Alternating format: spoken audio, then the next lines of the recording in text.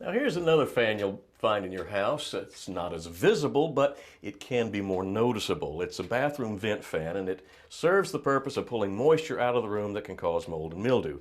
The problem is, as they get older, they can get noisy, people stop using them, and that defeats the whole purpose of having them.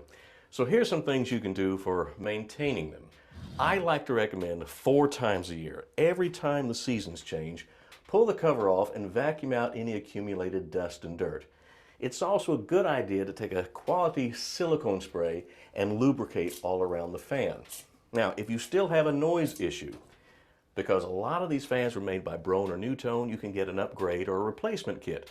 Simple to install. It's basically unplugging it, taking out one screw, popping the housing out, putting a new fan housing in place, re-plugging it in, and you've basically got a brand new fan, including a new cover plate.